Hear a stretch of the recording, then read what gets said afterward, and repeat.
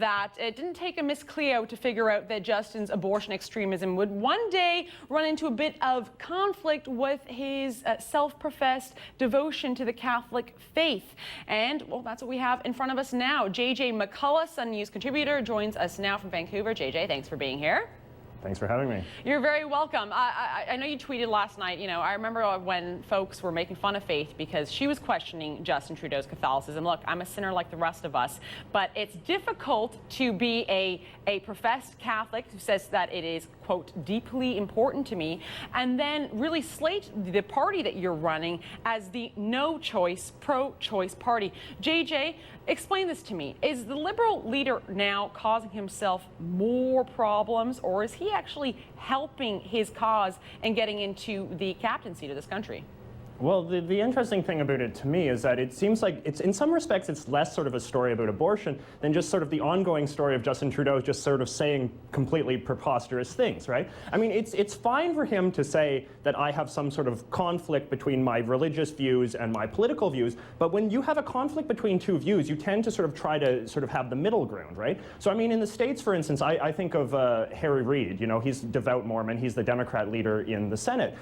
He says that there's a conflict between his political views and his religious views, but as a result, he has a sort of moderate line on abortion. He says he's against, for instance, partial birth abortion, but, favors abortion in the case of rape or incest. Justin Trudeau isn't saying that. Justin Trudeau is saying that as a Catholic, he is comfortable with, as you said, an extreme pro-abortion agenda, an agenda in which you can have abortions at any time of the pregnancy, and not only that, but that he does not want a single pro-life politician in his caucus. So, like, the idea that he can go around saying, I'm a devout Catholic, I'm a devoutly religious man, and yet be pushing this extremist religious agenda, or a aggressively pro-abortion agenda, I don't think you really even have to be a particularly religious person to find fault with this. It's a preposterous sort of crazy dichotomy of views. Now, yeah, that's right. He comes more from the Nancy Pelosi school of Catholicism. She's known to have called abortion a blessing, God's gift, these sorts of things, not really establishing a middle ground.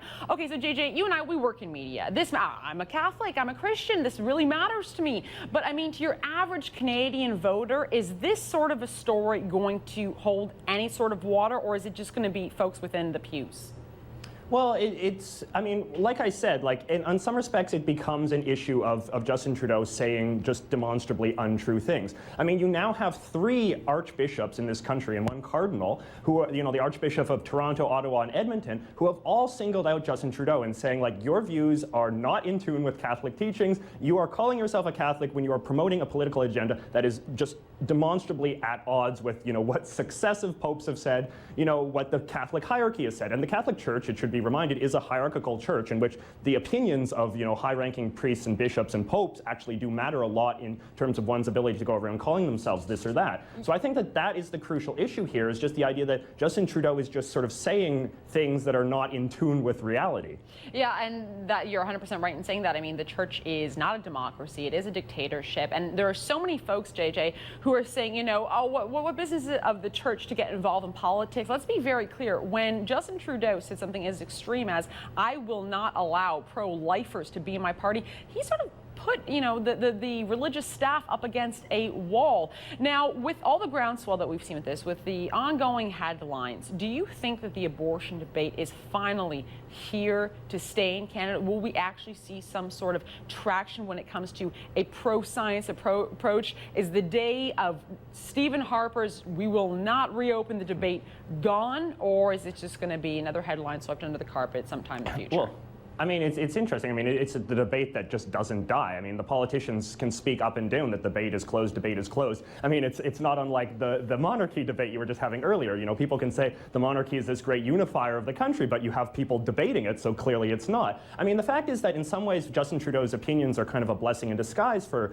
pro-life people, because it does expose. I mean, Justin Trudeau's radical position, by Canadian standards, in some respects, it's not that radical in the sense that it's the consensus of all the party leaders in this country, that, the radical, abortion at any time in the child's development status quo is normal. And I think that when Canadians are reminded of this fact, when Canadians are reminded of the fact that there's an all-party conspiracy to keep this radical extreme the status quo, I think that makes a lot of Canadians sort of wake up and say, wait a second, I'm not cool with this. I mean, you look at polling data, it suggests that at best, or at worst, depending on how you see it, there is a 50-50 split in this country in terms of Canadians that want to see some regulations and Canadians that want to see zero regulations. So just because you have a politician like Stephen Harper, like Justin Trudeau, who sort of dogmatically assert that the debate is closed and that I'm going to suppress all political discussion of it, I'm actually going to suppress even the emergence of politicians who might question it, which is how Justin Trudeau is even more extreme than the Prime Minister Harper on this issue. This is what rubs a lot of people the wrong way, and this is what makes people actually take a second look at abortion.